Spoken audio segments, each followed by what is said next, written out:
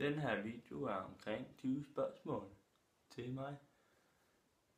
Så ja. Jeg er her. Så lad os bare begynde jo. En historie om første kys til landets mor og far. Nej. Okay, mit første kys, det var... Ej, det er slemt. Det kan jeg ikke huske. Det var vel... Hvad for fuck var det henne? Det var vel nok dengang jeg var mindre. Skulle man nok til. Nej, det var det. Jeg er også med. Jeg er 17 nu, jo. Det var vel nok... fuck, man. Nå, ja, for helvede, det skulle lige... På den side den her væg her, sammen med i 5. klasse, tror jeg. Børn har også nogle mindre klasser i tillæg, sådan op til 3. tillæg med, mener jeg selv. Nå, fuck det. 5. klasse, jeg var derude sammen med min daværende 5. klasse tillæg. 8. det er der, hvor man begynder sådan. 8. var jeg faktisk i år, vi var i det sådan, sammen med min daværende kæreste, som jeg så ikke har mere. Ja, jeg skulle lige bare sige farvel, det var sådan vores første kys sammen, så sagde vi farvel, og så sådan til det. Ja. God historie på 2 minutter.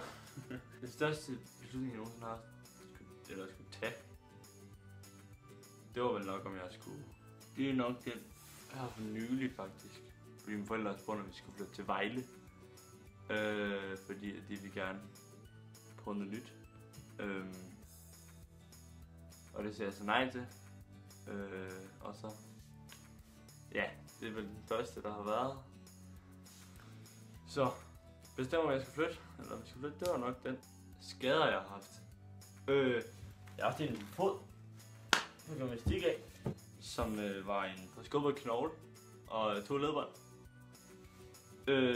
Og så har jeg også haft en med min albue engang, hvor den sådan kom herud, sådan, altså hvis I kan forestille mig, at ledet plejer jo på den der vej. Men min albue der er landet, så går den anden vej. Så det kom sådan cirka herud, sådan sad sådan der. Men heldigvis så brækkede den ikke. Jeg har bare aldrig, hver gang jeg kaster noget eller sådan noget, stadigvæk, så gør det stadigvæk ondt.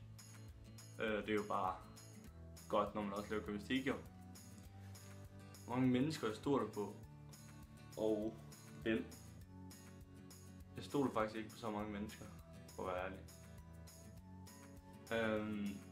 Det er måske lidt, og jeg har ikke haft sådan noget trust issues som mindre eller sådan nogen, der har svigtet mig. Jeg stoler bare ikke på folk generelt. Men de mennesker, jeg har 5 mennesker eller sådan noget, jeg stoler sådan virkelig på.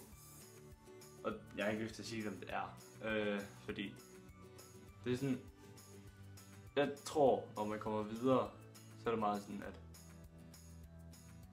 man har, altså når man bliver ældre, så er der 5 mennesker, man stoler på. Der er ikke, altså virkelig, uanset hvad de siger, så stoler du på dem. Og det føler jeg allerede, jeg har nu. Jeg ved ikke, om det bliver kortet ned, eller kortet op, eller hvis der kommer flere, jeg ved det ikke. For lige nu har jeg cirka 5-6 stykker, tror jeg, som jeg stoler fuldt og fast på. Er jeg jomfru? Eller nej? Eller ikke? Jeg var 15. Driving straight in it, man! Ja, jeg var 15, da det skete. Jeg var 15, da det skete. Ikke dårligt. Hvor mange forhold har jeg haft? Igen, jeg tæller fra 8. og frem. 3 eller 4, tror jeg. Jeg kan huske det. 3, 4. 3, 4 stykker. En evne, jeg godt vil have. Altså sådan, der er med superkræfter. Ja, hvis det er superkræfter. Det er meget sjovere, ikke også? Tror jeg. Nej. Det vil nok glemme det der flyvepis og alt det der lort. Jeg vil nok helst have at kunne læse tanker. Det kunne hjælpe med en hel masse ting. Du kan lide en bil. Du ved ikke, om hun bliver dig. Når det er samtidig bare sådan, hvad tænker du? Okay. Du kan lide mig. All in, baby. Hvad fuck? Det tanker. Der var den. Hvor vil jeg gerne hen? Altså, jeg har altid gerne vil. Min barndomsting, det var nok mere sådan, altså jeg har haft mange, jeg vil altid gerne rejse ud til. Jeg vil gerne vil rejse til Kina, Grækenland og Hawaii. Jeg har været i Grækenland, eller jeg skal til Hawaii her til sommer. Aldrig været i Kina, vil gerne, super gerne, aldrig været der, super. Hvor mange lande har jeg været til? Danmark, Norge, Sverige, England, Skotland, Frankrig, Tyskland, Italien, Kroatien, Monaco, Slovenien, Schweiz, Østrig, Spanien, USA, 17, tror jeg. Ikke sikker. Måske. Yes. Polen, 18. Belgien, Holland, det var 20. Luxembourg, det er 21. Så vi bare alle folk mener. De vigtigste mennesker i mit liv. Igen, ikke jeg kan fortælle, hvem det er. Man kan sige, en af dem er YouTube. Lasse Løvendal. Han er en meget vigtig menneske i mit liv. Mine forældre, min søster. Og så skal jeg ikke fortælle resten, fordi det er meget sådan privat, hvad jeg mener. Der kommer nok en eller anden dag, hvor jeg er blevet mere vant til det her. Hvor jeg bare kan sige alt det er. Aldrig. Godt så. Det var ret kedeligt. Så vælger jeg bare min sidste bytur. Glem det, jeg vælger ikke komme, for jeg kan ikke huske så meget min sidste bytur. Arbejde. Fra 14 til 22. I Netto. Et ny ghetto. Netto. Og så kom jeg skulle jeg rigtig til anden års. Det gad jeg ikke til, fordi jeg var ret træt efter arbejde. Så jeg cyklede bare hjem. Jeg var til at sove. På en lørdag aften. Yes. Noget at se frem til. Her var jeg gala på gymnasiet. Det er sådan set det lige nu. Jeg har ikke så mange planer. Min top 5 mest spillede sange. 2 sekunder. Det ved jeg ikke engang, om man kan mere. Nå, lige for tiden ikke også. Så hører jeg meget den der nye der 5 More Hours. Og veninder af Top Gun. Former af Ty Dixgård. Red Nose Sarge the G-Mine. Let the Groove Get In.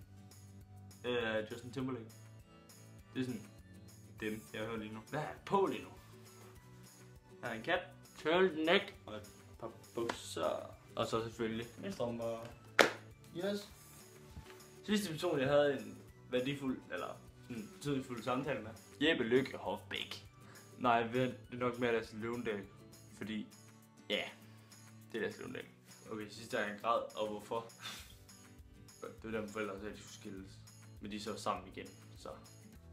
Wiggy-du. Det sødeste, nogen nogensinde har gjort for mig. Og en af mine veninder og for Vejle af. Jeg var syg en dag, og så kom hun hele vejen med et hug hernede. Det lille bitte vejen.